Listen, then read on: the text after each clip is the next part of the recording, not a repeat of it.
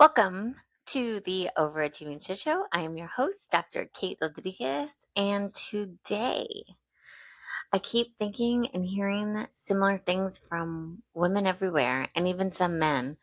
Um, you are asked to speak at a high stakes court presentation, meeting. You're supposed to talk to some head honchos out at your big company. And you know what you do. You are passionate about this job. But all of a sudden, you're walking up and you stop and you're like, who do they think I am? I don't know shit about this. They're going to find out that I'm a fraud. They're going to find out that I'm an imposter. I don't know anything, and I'm going to totally fuck all this up. If you've ever felt that way, welcome to Overachieving Shit Show, because many of us have. So I am your host, Dr. Kate Rodriguez, and today I am excited to dive into imposter syndrome, a syndrome that unfortunately has really screwed up a lot of our heads. I really hate that we feel this way. But I'm excited to get here and to talk to you, and hopefully we can help that little annoying ass voice in our head that creates this syndrome. So before we start, just a quick disclaimer. I am a PhD level therapist, but I am not your therapist, not right now. If you are my client and you're in that setting, just know that this is for educational purposes and entertainment only. Okay.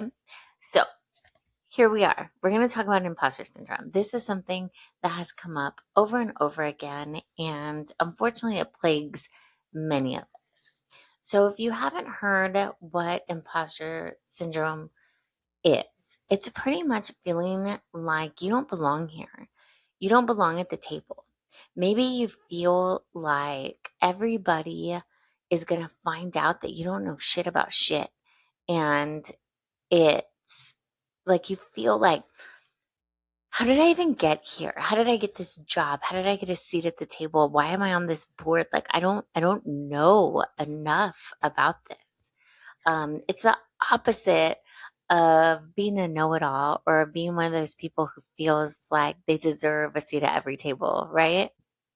High achieving women and men feel this. Entrepreneurs, attorneys. We've heard from people in past episodes um, who have talked about this. We have Lisa Greenberg, who said that when she is in a courtroom, there are times where she feels like she is not good enough and doesn't know why she's there.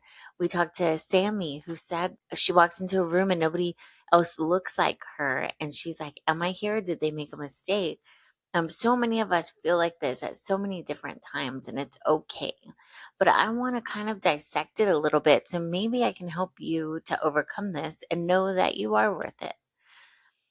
I think a lot of this feeling comes from the fact that when you do know a lot about a certain topic, a certain occupation, or whatever it may be, you know that there's still so much out there, right? I'm going to give you an example. I have a master's in marriage and family counseling. I have a undergraduate degree in psychology from George Washington University. I have a PhD in counseling, education, and supervision. I have been a counselor for I don't know how many years at this point. I think I first got my license in 2010. Do the math, it's a lot. I've seen hundreds of clients. I've diagnosed many people. I've worked with insurances. I have worked with different companies. I've done a lot when it comes to mental health. Yet every time I get asked to be an expert witness in court, I have a moment where I'm walking up and I'm like, they're going to find out I don't know anything. Do I know anything? I don't know everything about PTSD. I don't know everything. What if they ask me about neurons? What if they ask me about SSRIs and I don't know how to explain the chemicals? What if they ask me, I don't know what it may be.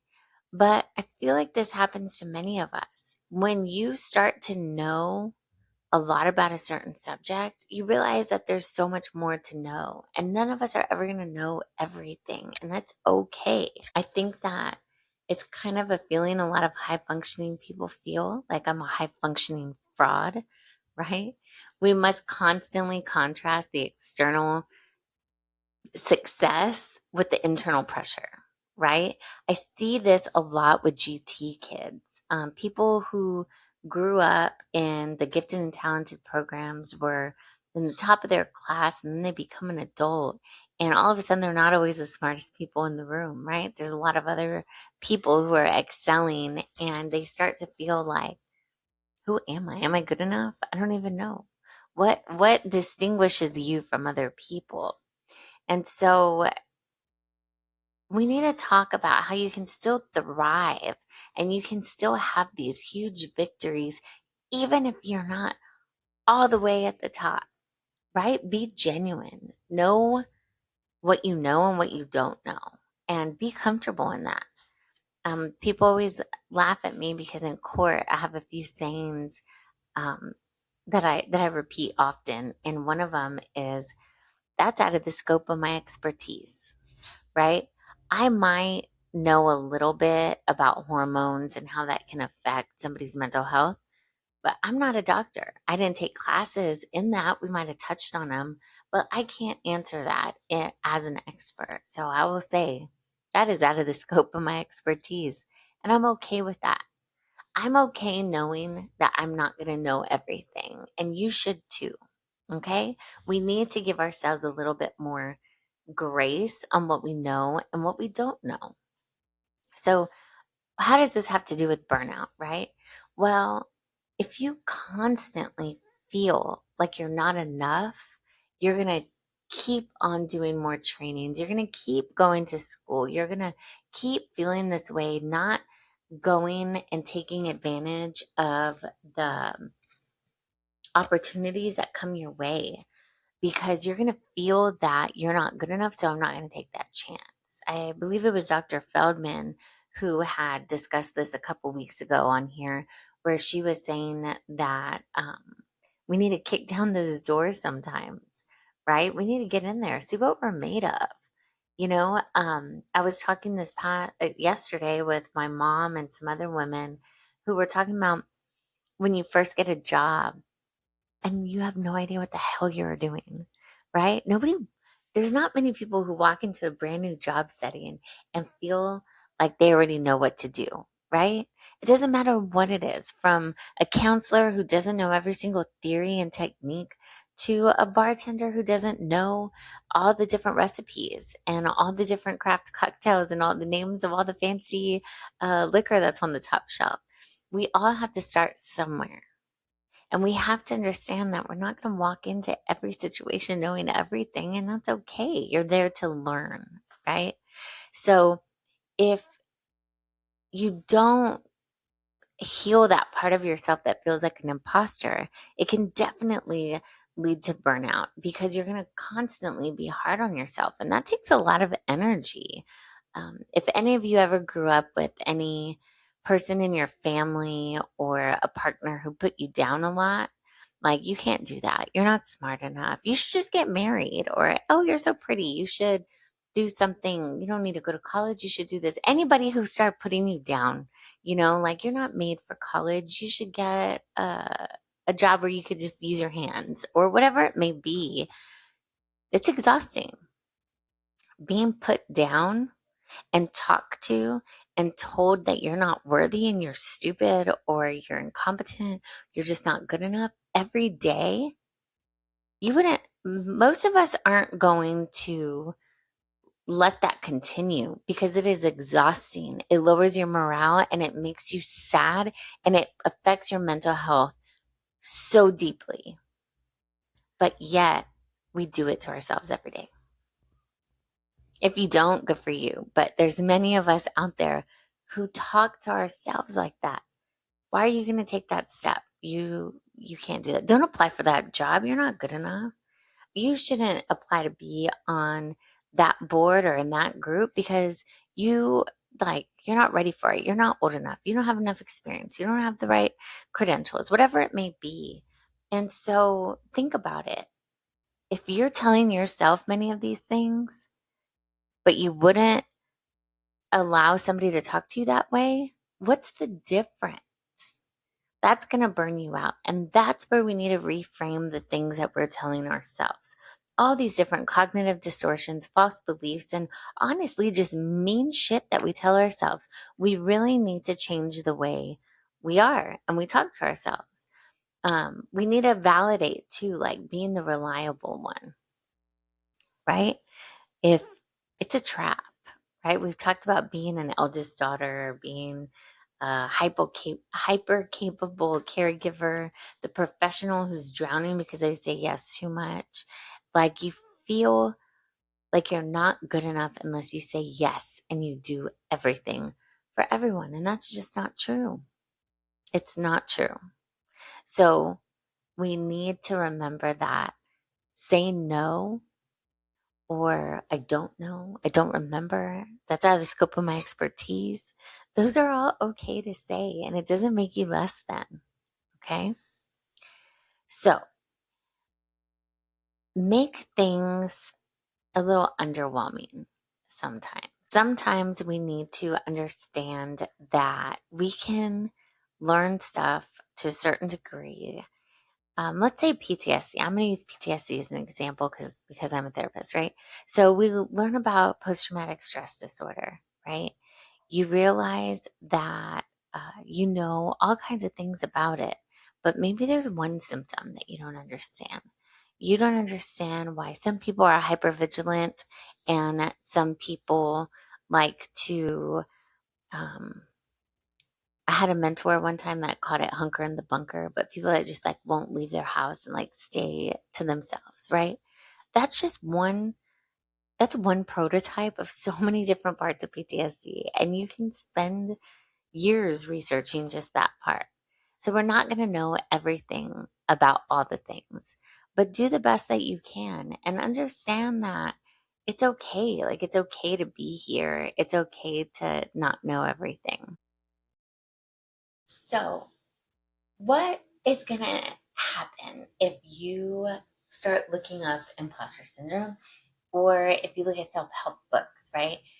If you talk to people who believe in you about it, they're going to tell you you should believe in yourself, right?